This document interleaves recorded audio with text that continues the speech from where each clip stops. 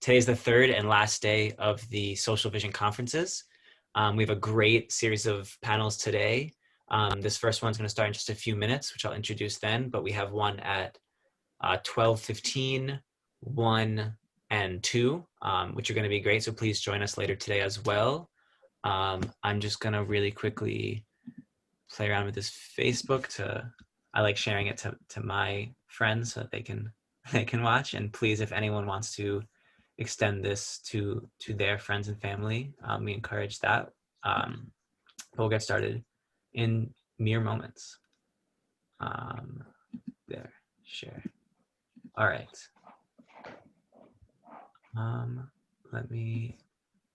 It's hard to set up your screen so that it looks real, you can see everything you want to see. All right. So we have some intent. Okay, let's get started. So, yeah. Okay, now we're officially starting now. Welcome to the Social Vision Conferences. This is the Religion as Therapeutic to the Modern World panel. I'm going to moderate. My name is Jonah Gelfand, and we have 3 really awesome panelists today. I'm particularly excited for this panel, so I'll just introduce everyone and they'll talk, and then we'll have some conversation at the end. So first is Dr. Rachel Werczberger. Werczberger, thank you. And she's a professor at the Schechter Institute of Jewish Studies, and her remarks will focus on the link between Jewish spirituality and therapy. Okay. So, hi. Good morning to those of you who are in the morning zone of the planet, and good afternoon or evening to those of us here on the other side of the ball. Thank you, Philip, and thank you everyone for the invitation and for the opportunity to talk in this very interesting and exciting event. For those of you who don't know me, I'm an anthropologist of religion. I'm especially interested in the transformation of religion and specifically of Judaism in contemporary era.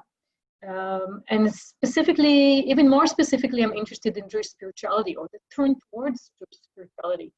And by saying Jewish spirituality, I use this term broadly as to encompass various groups and individuals and phenomena which is currently taking place both in Israel and in North America. And lately, I've been starting to think about these issues also through the notion of everyday religion. So this perspective of everyday religion attends to religious practices and experiences of social actors. So the focus here is on more on practice and things we do and the way we understand things we do than on classical institutional framework or textual framework. And through this practices, individuals produce, encounter, and share their shared experience. So I really think that if we want to understand why are people drawn to religion in general, or to Judaism, or to Hasidism, we need to take note of their feelings, their embodied perceptions, and their uncertainties, and the desires as they move through their life. And just to begin with a small personal anecdote, I've been thinking about these things about last evening, yesterday, while I was listening to one of the conference's panels. So, as all of you are probably aware of, there are some of the advantages or disadvantages of this pandemic. Is the fact that we can actually sit back at home and participate in conferences, sitting comfortably on our couch, sipping some coffee. So here I was sitting in our living room, listening to all these distinguished scholars discussing, deep theological points about the Rabbi Lubavitcher's theology. And in the background, the television was open. So I would not recommend this. Don't try to participate in a conference and listen while TV is open, but this is what happens, one of the hazards. And incidentally, the TV was open on a new Israeli documentary TV series about the Rabbi Nachman of Breslov and his Hasidim. The series is called Rabbeinu. Which is, for anyone who's recently been to Israel, there's no way you cannot be aware of this great hype around Breslov Hasidim and different streams in Breslov Hasidim. And there's so many groups and individuals who are now engaged with this Hasidut. We see them dancing in the streets. We see loads and quantities of balei tshuva that our Chassidut is drawing to it, including some very high profiles artists and performers like Shuli Rand and some other people. And of course, the pilgrimage, the mass pilgrimage to Uman, to Rabbi Nachman's gravesite, which draws every year tens of thousands of Hasidim. And I'm using the term Hasidim, which is, and I use it very broadly, because if you look at the people who go to this pilgrimage are not your regular ultra-Orthodox Breslov Hasidim, but are people from all walks of life, including some who would even define themselves as secular, some would be national religious, and some would be Mizrahi from Eastern origin. And especially now with the pandemic, with the COVID-19 thing, there's like this big issue of now, will this pilgrimage take place this year or not? There's lots of discussion, a lot of political pressure. But that's not the point I'm trying to make. The point I'm trying to make is that while we can discuss theology, we can discuss text, we can discuss really important points to be discussed, and Breslov scholars do that all the time, we need also to look at the life of people who are involved in this forms of, in this religious and spiritual forms. And so one of the questions which the series does in a way ask, but doesn't really answer, or answers but only partially, is why are people drawn to Breslov Hasidim? And without doing, deep research on Breslov, because that's not my field, my hunch is that people are drawn to Breslov as much as they're also drawn to other forms of Jewish spirituality, both Orthodox and non-Orthodox, because these configurations attend or focus on the psychological needs of individuals, on his emotional needs, his whole mental, emotional world. Or in other words, all these religious thought systems act sometimes intentionally and sometimes only hermeneutically by the people involved in them as forms of religious therapy. So while some may argue, and I think this has been argued here in this conference, is that people are drawn to Breslov or to Chabad because of the inner-worldly mysticism they offer, I believe that this attraction is also based on elements of self-reflection they offer, or put differently, mysticism turned psychology. So what I'm trying to figure out is what's happening in contemporary Jewish life. How did Rabbi Nachman become an acclaimed therapist for his Hasidim? Why is it that we find today coaching techniques based on Chabad teaching, or workshops for self-development based on Rabbi Nachman's teaching, or non-Orthodox Jewish spirituality forms such as positive Judaism? All these things are going around, and again, I'm talking about Jewish spirituality in this very broad terms. So based on my readings of relevant pages in Philip's book, and also my acquaintance with this field, I'd like to offer here some thoughts on the current cultural makeup that turned religion into a form of therapy. And also, I would like to contextualize these processes within late capitalism and neoliberalism. At the end of my talk, I'll also note the uniqueness, and what I think is the uniqueness of the case of Jewish spirituality as compared to more or at least to non-Jewish spirituality, in terms of the dialectic between self and community, and also realign myself or return to the Rebbe's thinking on these issues. So a word about the origins of this phenomena. The amalgamation of religion and therapy has peaked in late modernity. Yet its origins are definitely in the conceptions of selfhood, the self-cultivated in modernity. In modernity, as scholars such as philosophers such as Charles Taylor have argued, the self has become to be understood as based on inner authentic core, covered by layers of conformity to social norms. One's mission is therefore to turn inward and to reflect and reveal his real authentic essence, and after revealing it, to realize it.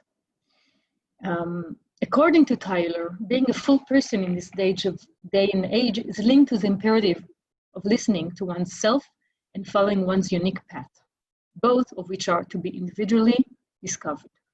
The modern ideas of expressivity, personal creativity, and genuineness, argues Tyler, are part and parcel of this generation's intensive search for authenticity. These elements are perceived as run counter and even undermining established social norms. And there enters therapy. The ethos of this ethos of authenticity is buttressed by the expansion of another modern construct, the therapeutic culture.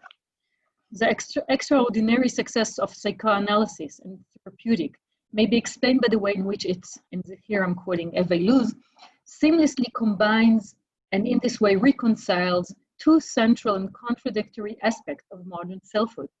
First, the self was now turned inward in search of its authenticity and unique individuality. Second, the self was summoned by the culture and institutions of modernity to be rational. Following Freud, therapy became the privileged site for the expression of the inner self, as well as a site that encouraged introspection, a focus on feelings, and most of all, a search for a lost and true self. Accordingly, an emotionally healthy individual must be free of external moral authority and must resist pressure to hold off personal urges for the sake of ostensibly higher cause. The triumph of the therapeutic, of the secular therapeutic, is often said to come at the expense of religious. Yet much of the Western religion now incorporates a therapeutic ideology. Many American Protestants, as Tanya Norman shows, now define God more like a counselor who responds to individual needs and feelings than a judge who condemns sinners and blesses the faithful. This is also true for many of Rabbi Nachman's Hasidim, who referred to God as Tate, father or daddy in Yiddish. Moreover, various religious modalities incorporate the language of therapy, emphasizing the ways in which religious adherence serves one's spiritual development and enhances well-being. So if you just Google religion and well-being, you'd find loads and loads of entries on, and it could come both from Christian groups and Jewish groups and spiritual, non-religious groups. It's part of being religious.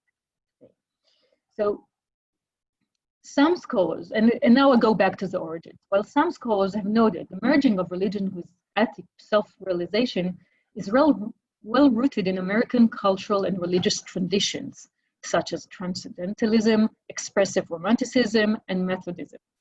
Yet it is under late capitalism and neoliberalism that the spiritual, the therapeutic, and the neoliberal have merged. This synthesis is clearly evident in contemporary spiritualities, which have become increasingly popular during the past few decades. Contemporary spiritualities are conceived here as a form of deinstitutionalized or do-it-yourself religion, which draws on multiple traditions, styles, and ideas, and packaging certain ideas such as growth, self-realization, self-discipline, happiness, achievement, purpose, freedom, harmony as spiritual commodities. Importantly, these ideals are also closely related to the therapeutic discourse and reflect a growing cultural and personal concern with self-reflexivity and the formation of the self according to neoliberal ideals such as choice, resilience, autonomy, and well-being. By shifting the psychological focus to the realization of the self, these new forms of spirituality, or post-psychoanalytic therapies, fuse the religious with the therapeutic. Many forms of contemporary spiritualities use a therapeutic language in order to emphasize that spiritual development is attained through self-improvement, autonomy, and accountability. These trends are also visible in contemporary modes of Jewish spirituality. For instance, Mira Nicolasco's study on the new Jewish spirituality market in North America, reveals that the appropriation of Eastern spiritualities and the creation of Jewish spiritual hybrids is often driven by a consumeristic logic and the need to repackage, rebrand, and market Judaism in order to attract unaffiliated Jewish youth. My own study on Jewish spirituality in North America under neoliberalism showed how these forms of Jewish spirituality, among them Jewish mindfulness, these are the forms I sort of tried to focus on. Jewish mindfulness, the Neo-Mussar movement, and positive Judaism. So these forms merge the spiritual, the therapeutic, and neoliberal discourse, and in doing so, cultivate a distinct Jewish form of neoliberal spiritual subjectivity. Importantly, unlike their predecessors, I tried practicing the word so many times, you remember it. The Jewish spirituality, so unlike their predecessors, sounds like a type of a dinosaur, the Jewish spirituality of the counter-Judaism of the 70s and 80s and that of the Jewish renewal movement that interweaved the search for spiritual experience with the attempt to renew Jewish tradition and to socially and politically transform the world. These forms, the one I'm talking about, of Jewish spirituality shift the idea of transformation to the self. So we're not focusing, so these forms, if they're all the forms of Jewish spirituality, focus on the self, but at the same time, it's also focused on the world and on the renewal of the tradition and on transforming, politically transformation of the world. The forms that I discuss now are really, really focused on the self, its psychological experiences and its therapeutic needs. And yet, and this is where my thinking on these issues begins to align with Schneerson, with Rabbi Schneerson, what comes up very strongly in my research is that Jewish spirituality is also a little bit different than the regular neoliberal spirituality self. Because this is a Jewish spirituality that cultivates a distinct Jewish self, one which is deeply embodied in the community. The three forms of Jewish spirituality I studied have not entirely repudiated the connection of the Jewish self to the community.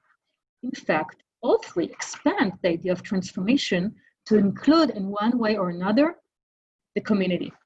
They understand the Jewish community as a site in which subjectivity is constantly questioned, articulated, and communally constructed anew.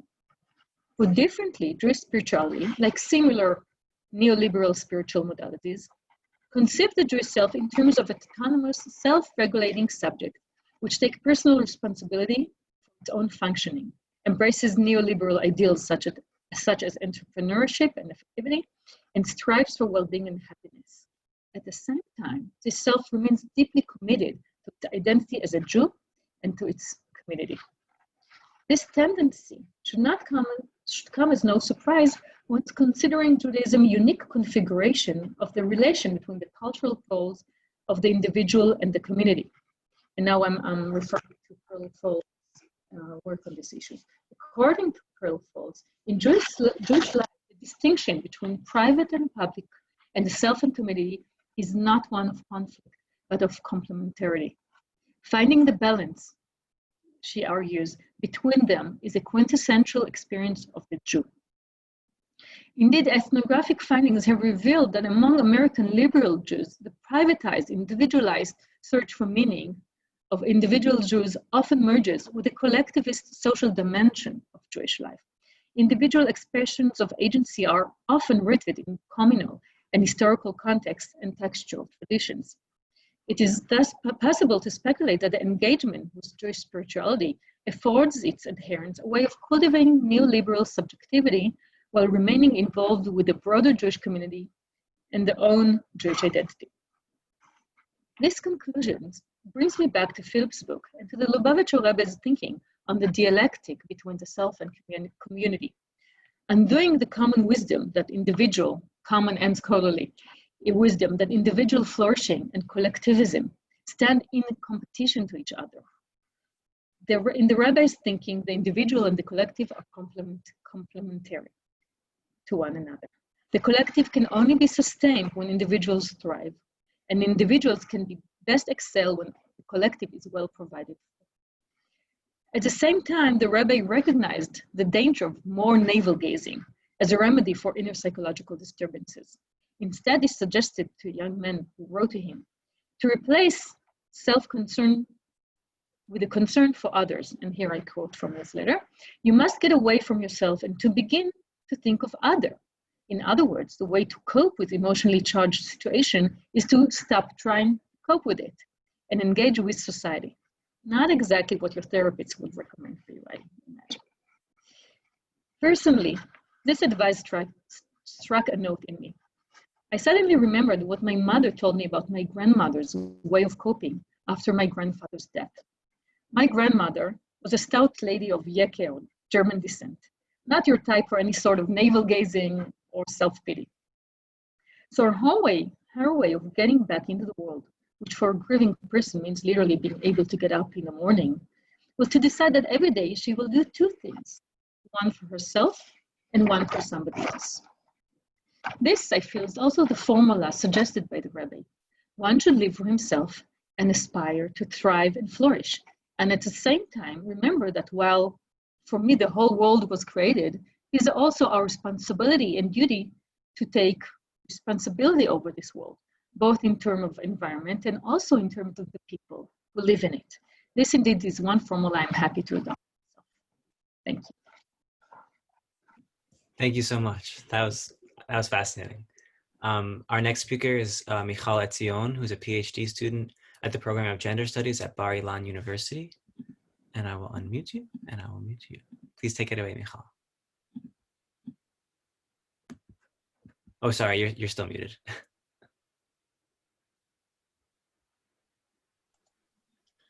Okay, thank you very much. As Jonah told you, my PhD deals with women agency and missionary living, the experience of Chabad Shlichot. So first, I would like to thank Philip and Eli and Michael for a wonderful book and the conference invitation. And I also want to thank Jonah for the emails and for the technician support of Denise. Social Vision book helps me very much with my research and meet it in so many points, as I'll show you further. I would like to start with a short story that astonished the Chabad community and even Jewish around the world last April.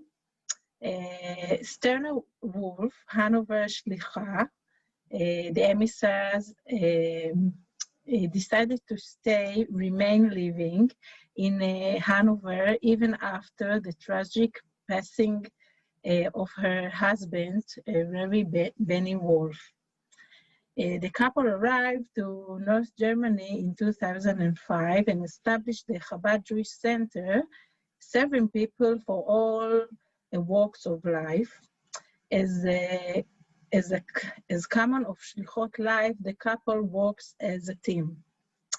Her decision was to have Rabbi Wolf buried at local Jewish ceremony. You know, it was the first Chabad Hasidic who buried in Germany land since the Holocaust. And to expand her role as full-time director of Chabad in Hanover.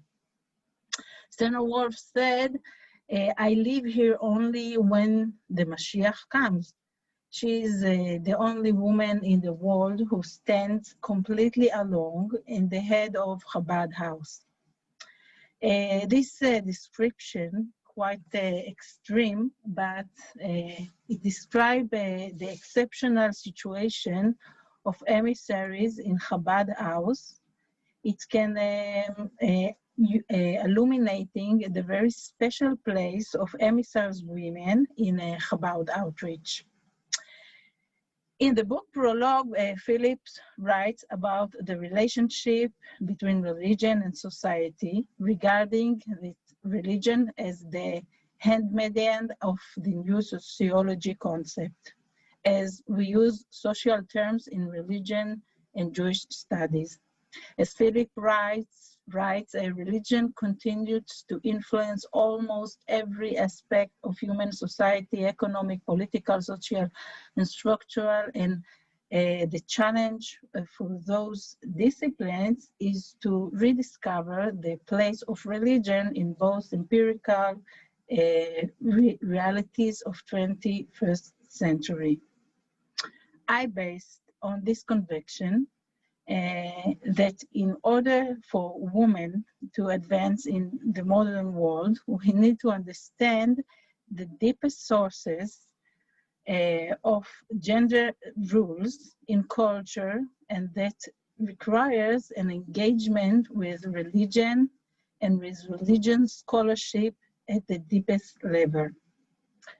More specifically, I would like to refer the gender social theory and the religion relationship as the scholar Orit Avishai analyzed it.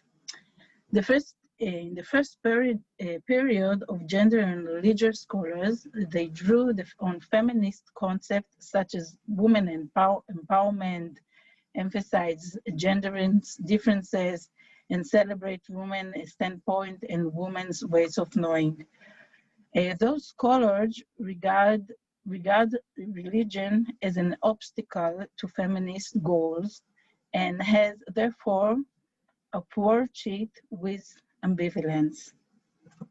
In the next period of gender and religion research, discussed phenomena at the intersection of gender and religion. This was the outcome of a critique of Orientalism and secularism in this stage. In this stage, they presenting gender and religion cases as sites to investigate core questions in the sociology of gender and feminist theory. Understanding how social influence such as social institutions such as religion construct gender as a social category, and how individual responds and navigate those social institutes and context, and how gender is produced, reproduced, taught, negotiate, and transform.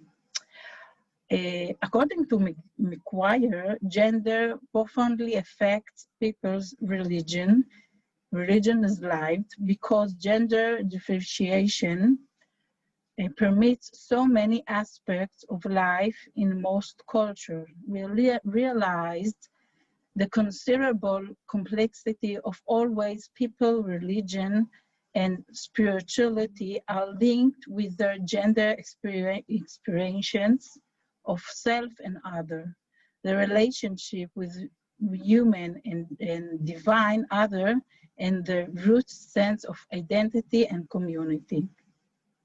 So we ask, what are the Rebbe expectations from Jewish Hasidic women, and what the very special place he gave to the shlucha, to the emissary woman?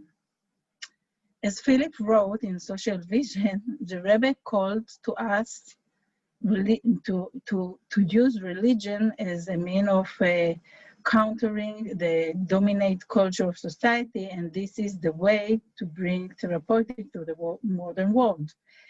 In the Rebbe world, primarily we must live the life of social beings with the responsibility and dedication of our best efforts for the clan, for the community.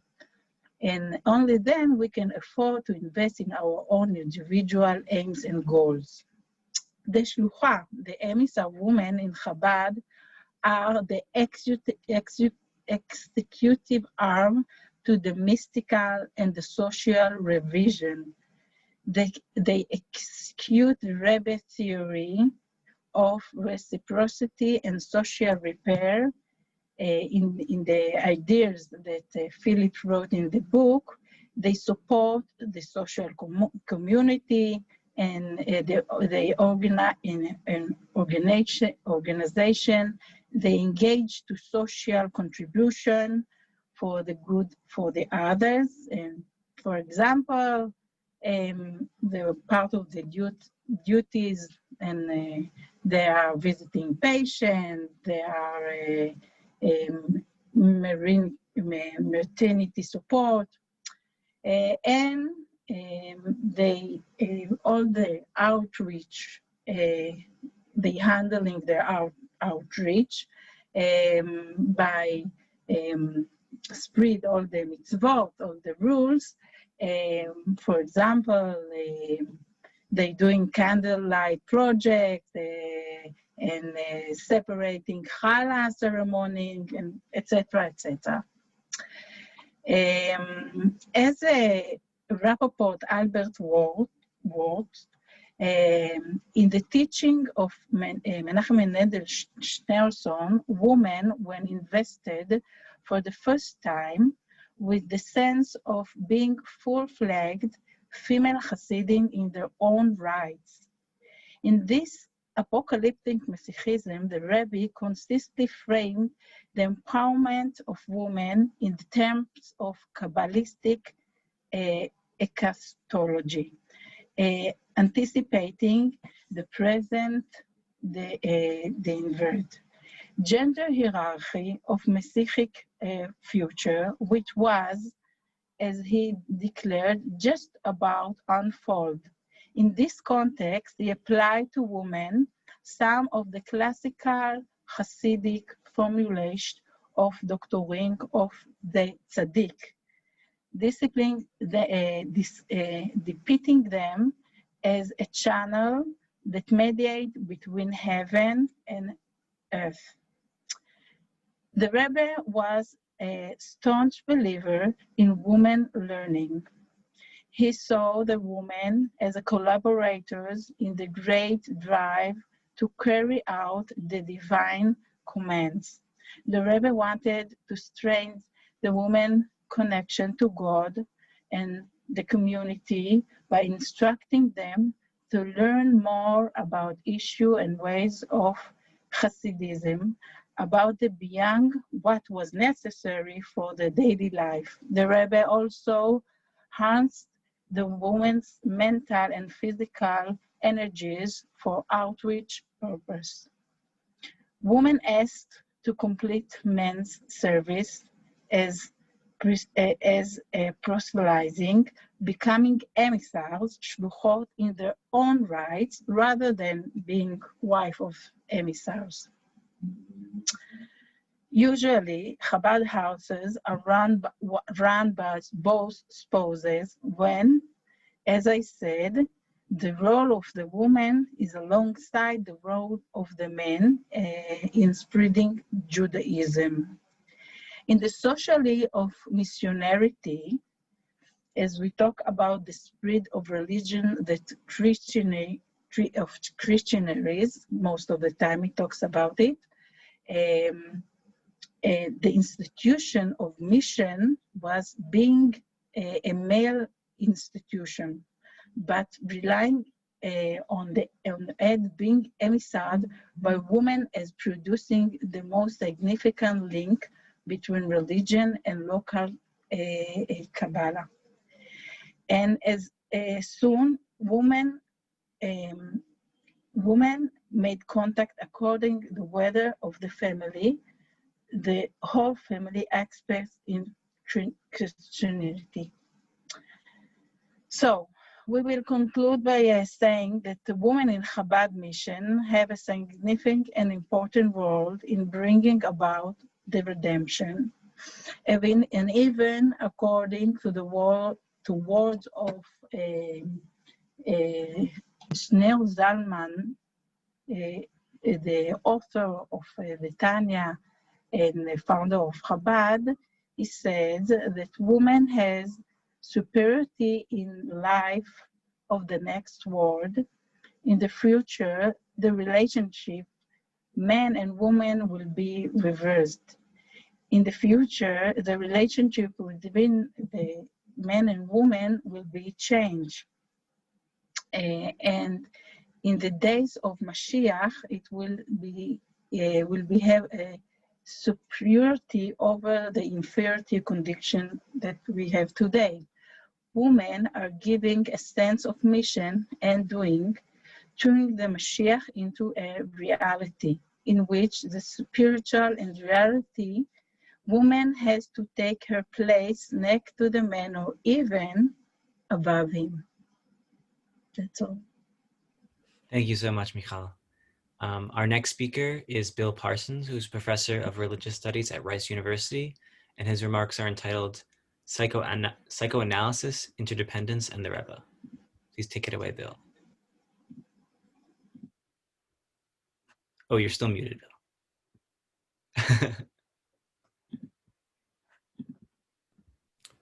Thank you. Thank you, Jonah.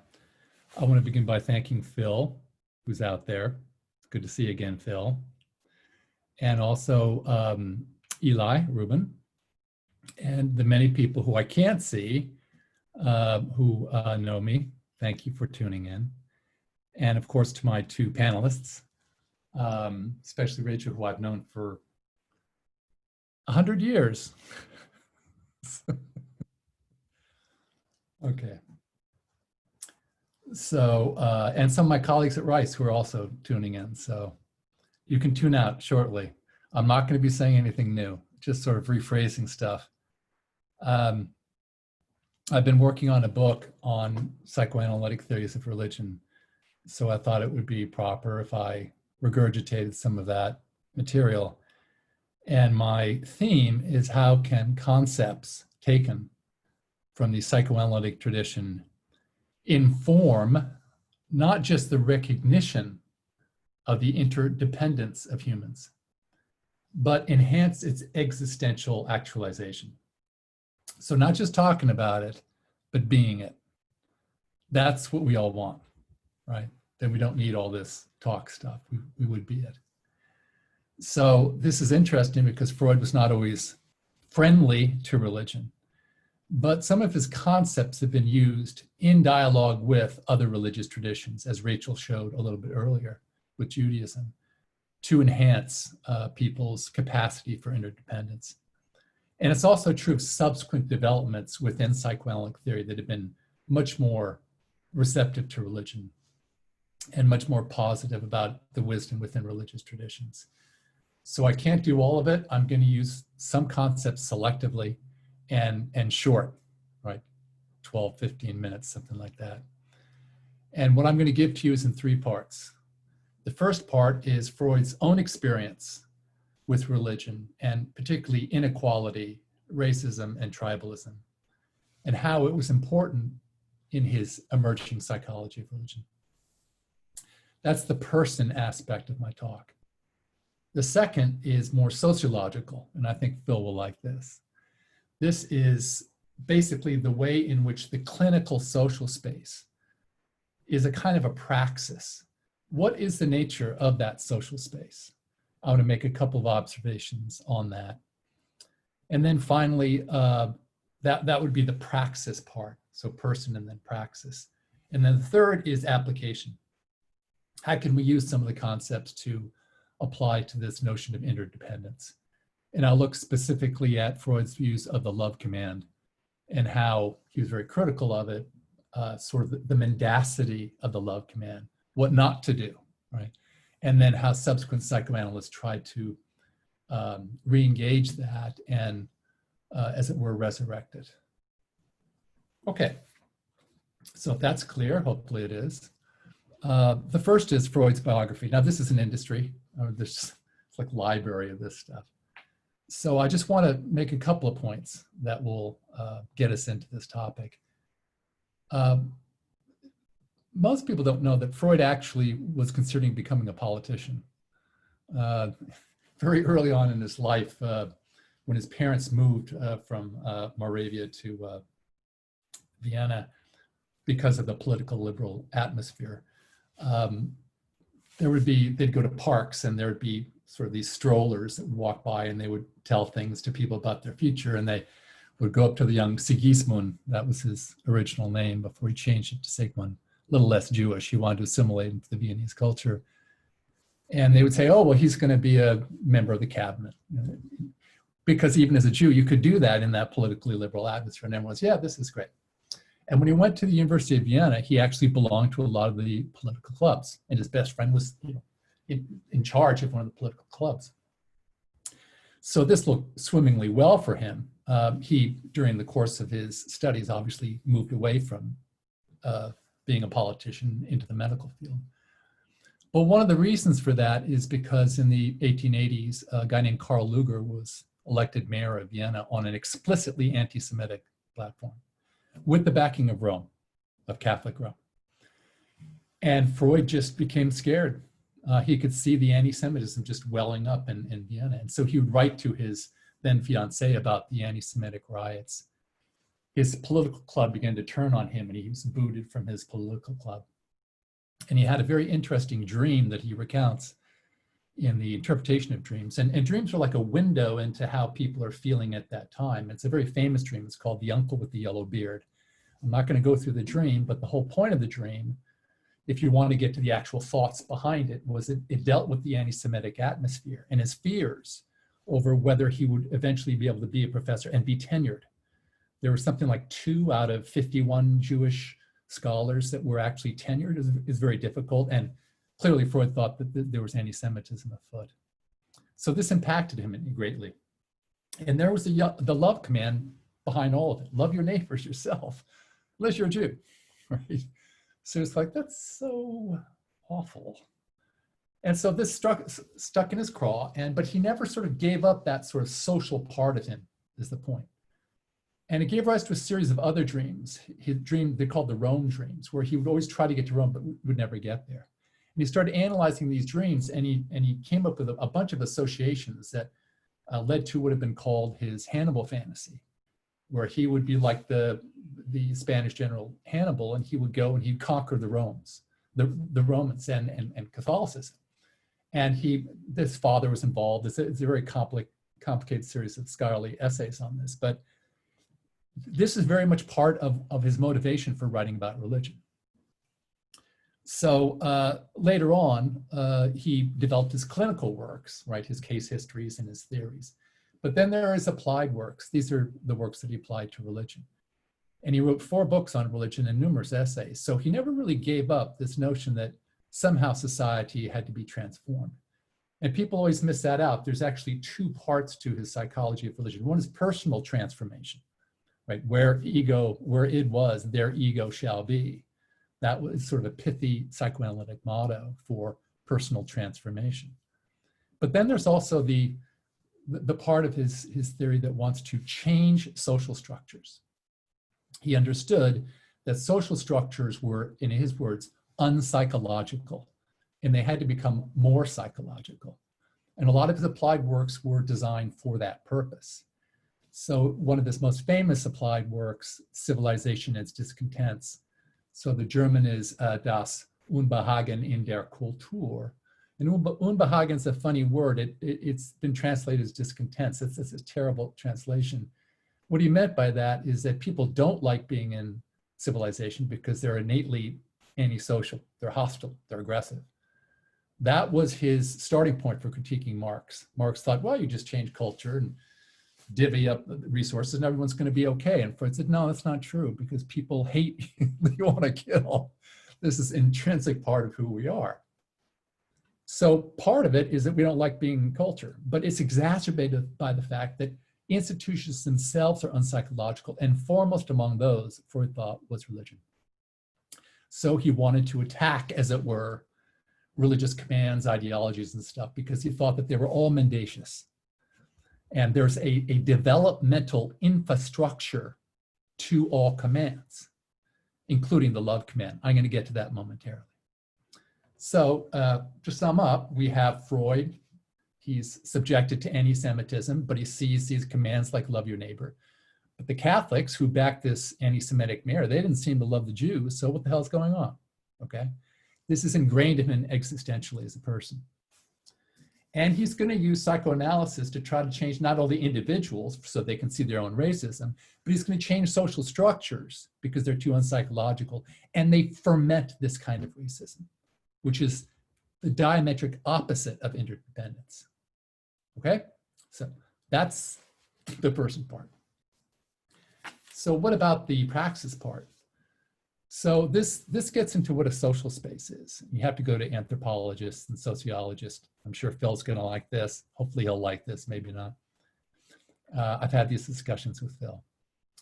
But let's take Mary Douglas, just a very simple notion of what a house is. Like, you know what your spaces in your house are. There's the foyer, there's the living room, there's the dining room, there's the bathroom, and there's the bedroom. So usually you do things in the bathroom that you don't do in the kitchen. I'm going to assume this is the case. And also, there are things that you do in the kitchen that you don't do in the living room, right? Little Johnny can take the ice cream to watch the TV on the couch, but he starts spilling that ice cream, then uh-oh, you can only eat the ice cream in the kitchen. So all the rooms have their little rules. Similarly with the foyer, you come in with your dirty boots. You don't take the boots and then put them on the kitchen table, right? Because they're dirty on the kitchen table, but not so dirty in the foyer, because dirt is context dependent, right? All these spaces have their kind of rules. So the university space has its own rules. At Rice, where I teach, it's secular, pluralistic, and critical. So we're not all a bunch of theologians and rabbis down at Rice, right? It is a critical space. I keep telling my students this when they want to proselytize. That's not what we're doing here. This is a critical, pluralistic space. Well, what about the clinical space? Well, this is a very interesting space, because think about the door of the clinical space when you walk in. That represents the cultural superego. What do I mean by that? I mean that which tells you what to repress, the do's and don'ts of society. That's what the cultural superego is. It's usually religious. We all have it ingrained from the time we're very young. But those doors represent that repressive barrier. Once you get into the clinical space, you're enjoined to just say whatever you want, right? I want to kill my professor, that Parsons. I want to kill him right now. I always tell my students this actually is a good pedagogical strategy. They love it because they secretly do want to kill you. This is what I've learned. So if you're in that social space, all of the unconscious can come out, and you're kind of re-socialized in some sense. So this space, some people claim it's mind control. You're being brainwashed. You're being re-socialized in society, and there's some good critiques about that. There's another series of essays saying, well, what's really happening is it's potentially a revolutionary space, right? Feminism, right? Race equality, sexual orientation, all of those things are allowed to come out in that space. People get re-socialized, and they start thinking, I shouldn't do what the cultural superego tells me to do. I should do other things. So interestingly enough, this social space has given rise to it's a cultural strand, so to speak, to some of the more revolutionary movements that we see in democracies. And psychoanalysis does fare well in democracies and not in totalitarian states. So they carry that out, and then there are books written, and there are movies that are designed, and TV shows, and suddenly we have all these different models for what we can be, rather than the very limited ones in religion. So it can be very subversive. It can be very critical of religion. So hence Paul Ricoeur's famous phrase, the hermeneutics of suspicion. What is religion? Is it really about an ontos, or is it the projection of unconscious contents? For Freud, it is. So the movie metaphor really works here. The projector at the back of the screen is your mind, and what's on the screen is the movie of religion, but it's coming from your mind, not some God thing out there, because he was an atheist. Okay. So the social space is really a place for social change, social transformation. And Rachel earlier referred to Philip Reif's triumph of the therapeutic. And this is really essentially what Reif was arguing, that there has been a sea change in Western cultures, Western democratic cultures. It has become more therapeutic. And I think this is what Freud was after. He wanted to change the cultural superego from a more religious register to a therapeutic register with varying degrees of success. But it's a praxis, and that's why his theories are so powerful, is because they lead to existential transformation as well as social transformation. Okay? So in a very abbreviated way, that's the second part of what I want to say. This is the praxis part. Okay, so the third part. This is sort of application. And I just want to talk very briefly about the love command as an example of this. So Freud was naturally critical of the love command. He thought that, yeah, you're supposed to love your neighbor yourself, but it never works out that way. And he makes some very funny and wry comments. You just have to know Freud when you're reading him about the function that Jews have served through the centuries for basically, they're always the out group, right? Love your neighbor as yourself, as long as you're in that club, right? As long as you're a Christian. But if you're not, then, well, where's the hate going to go? because we're not just creatures of love, we're creatures of hate. You can't just extinguish the hate. So if you love everyone in your in-group, well, the hate's got to go somewhere, and it's going to go to the out-group, and the Jews have performed that service throughout humanity. And Freud understood this. So the problem with the love command is it's unpsychological. That is to say, it does not take account of the actual mental constitution, the biological constitution of human beings. You have to, as it were, he wasn't against it, but you have to fiddle with it a bit. Otherwise, what you get are a lot of people that are apparently loving each other in their group, but then hating everybody else. And we can see this right today on the political scene, right? This gives rise to tribalism and then racism. These are all of a piece. And then eventually the doctrine of predestination, which is simply a doctrinal way of saying tribalism. We're the ones that get to go with God, and the rest of you get to go to some bad place, right?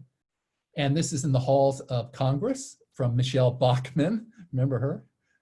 Predestiner, big time. It influences policy, and it's also the same doctrine that ISIS has, right? If other people aren't going to be predestined for heaven, then they're not really people. You can butcher them or rape them or whatever you want. It's a very, very dangerous doctrine, but it's kind of a higher form of repression. It's tribalism writ large and into the cosmos. And Freud thought that that was just horrible. So his psychology was designed as a cautionary tale, as a deconstruction of what can go wrong. Okay, but what can go right? Well, you have to go a little bit further down the line, the psychoanalytic line, and this is going to seem a little strange, but the idea basically is that as you begin to engage in therapy, you begin to peel away the layers and you become understanding of your own discontent, so to speak, in your unconscious. You become more empathic towards yourself, and you become therefore more empathic towards other people. You don't project as much onto other people. You see that they're just like you in some kind of very fundamental way. So empathy becomes, as it were, it's an innate psychological characteristic, but it can be enhanced by the therapeutic process. And it can be enhanced so much that you can have moments of seeing this deep interdependence that we all have.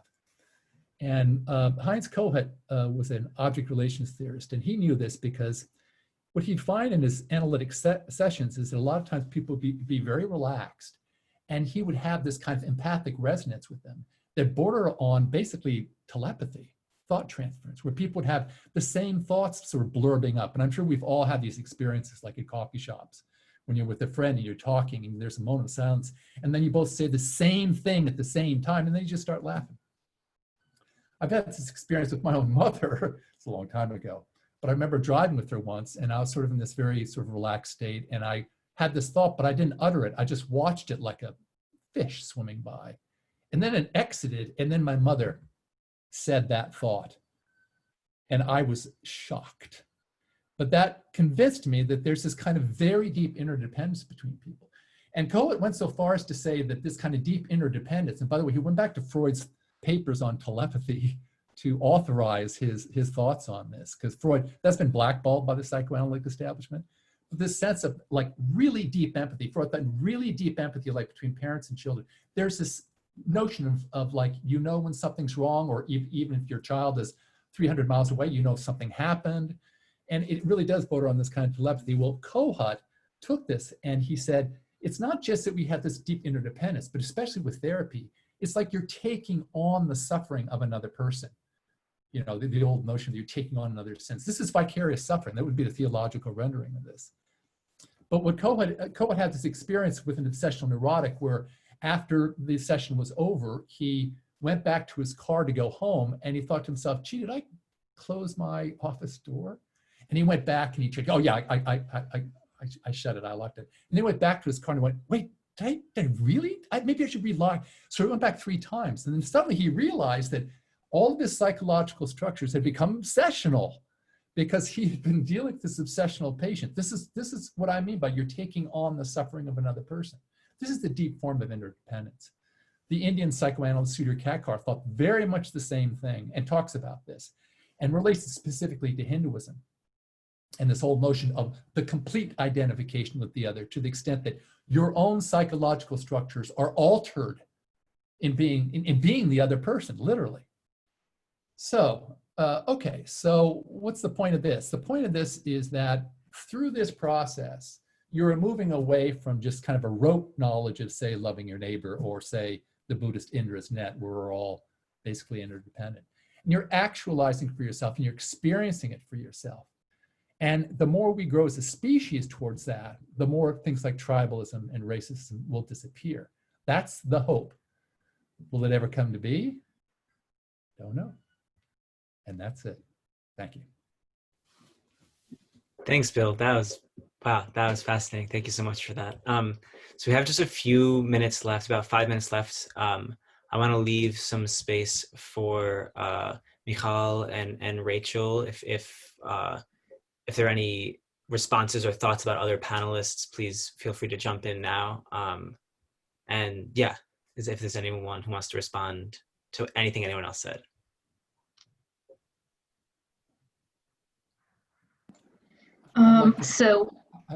Sorry, Bill, you go first. Oh, I have a question for Rachel.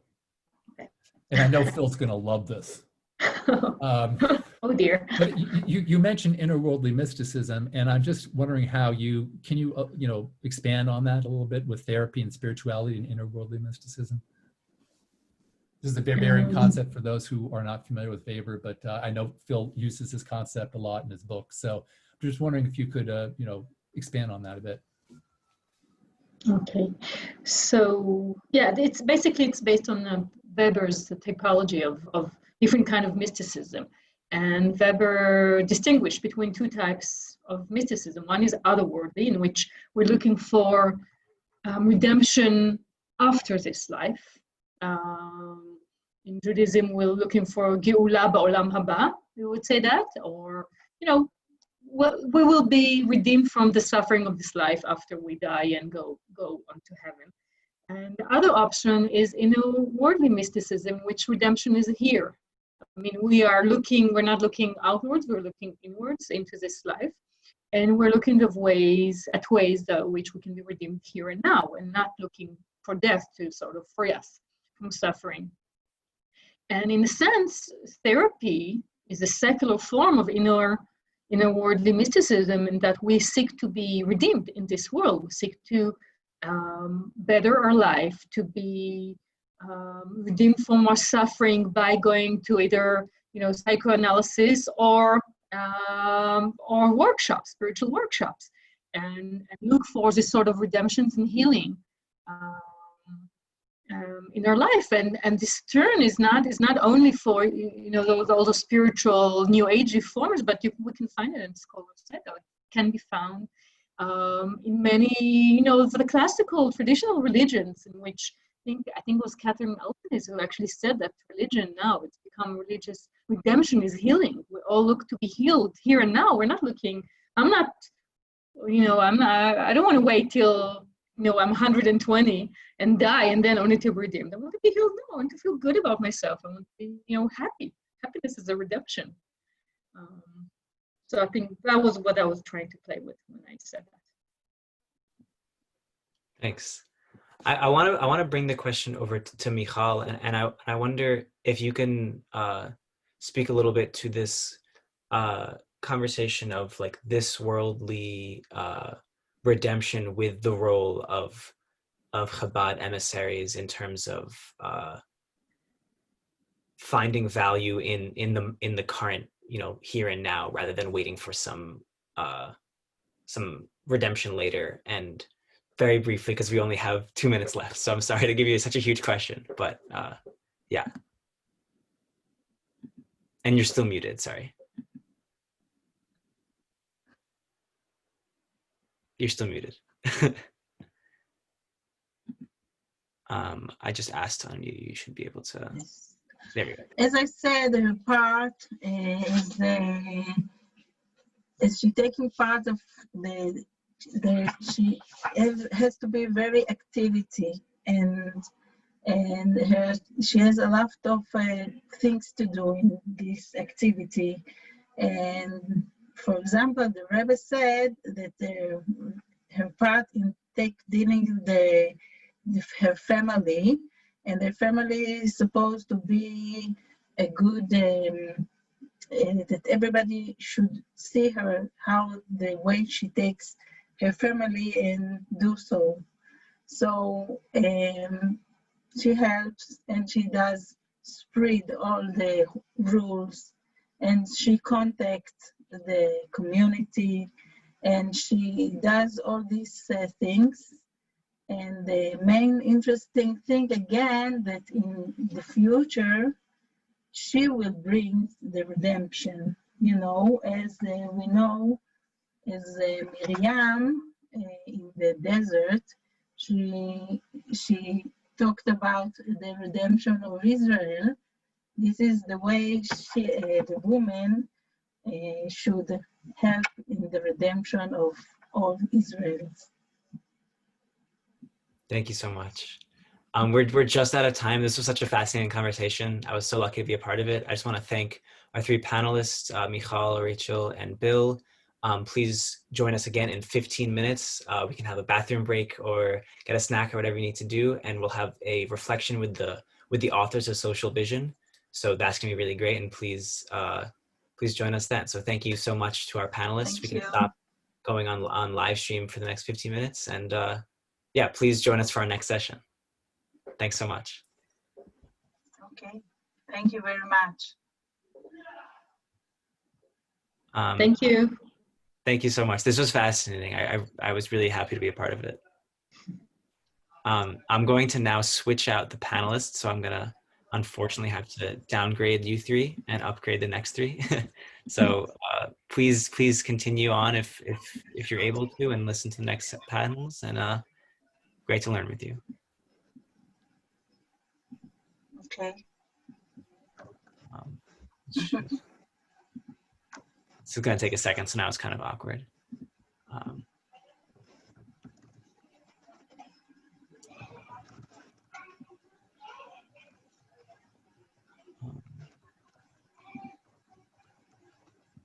don't know why it isn't. Made a whole thing about saying bye, and now we're not. Denise, I'm having a hard time. There we go. Okay, now it's working. Okay. There we go.